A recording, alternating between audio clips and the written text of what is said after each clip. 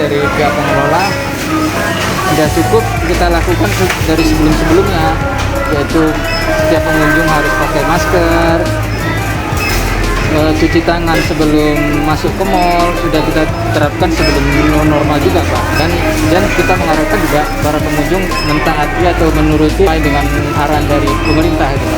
Harapannya kepada pengunjung agar mentaati apa yang telah diperintahkan oleh pemerintah.